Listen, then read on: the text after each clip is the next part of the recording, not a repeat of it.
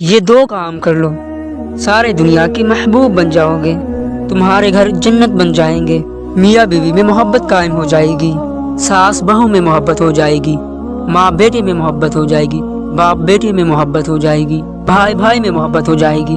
بس دو کام کر لو، ان دو میں سب کچھ چھپا ہوا ہے۔ میرے نبی نے فرمایا معاذ الا انبئک بملاک ھذا کلہ، پوری حدیث۔ معاذ بن جبل نے کہا یا رسول اللہ صلی اللہ علیہ وسلم، جنت میں جانے کا کوئی راستہ تو بتائے۔ انبئنی بعمل یدخلنی الجنہ، تو آپ نے کہا سألت عن امر عظیم، بہت بڑی بات پوچھی ہے تو نے۔ تو معاذ نماز پڑھنا، روزہ رکھنا، زکوٰۃ دینا اور حج کرنا۔ پھر آپ نے فرمایا اب اگر تو چاہے تو کچھ اور بتاؤ، جنت کے دروازے بتاؤ۔ تو کہا جی بتائے، روزہ جہنم تیرے درمیان بیچ میں رکاوٹ بن جائے گا، چھپ چھپ کے اللہ کے راستے میں خرچ کرنا، اللہ کے نام پہ دینا، صدقہ کرنا، یہ تیرے گناہوں کو دھو دے گا، پاک کر دے گا۔ اور رات کے اندھیروں میں اللہ سے باتیں کرنا، 2 نفل ہی پڑھ لو۔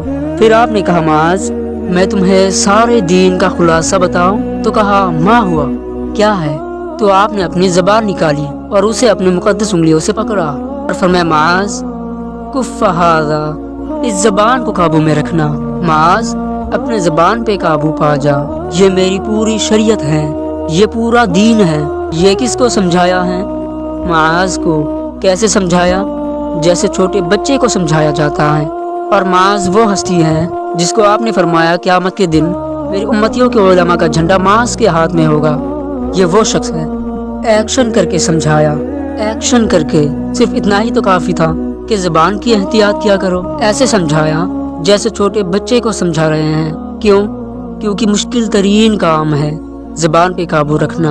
22 ویلر ٹریلر کو بریک لگانا آسان ہے، لیکن یہ 2 انچ کی زبان کو بریک لگانے میں سارے بریک فیل ہو جاتے ہیں۔ اور جتنے گھروں میں آج فساد ہے اس کے پیچھے یہ زبان ہے۔ تو میرے بھائی اور بہنوں، اس زبان کو قابو میں رکھنا۔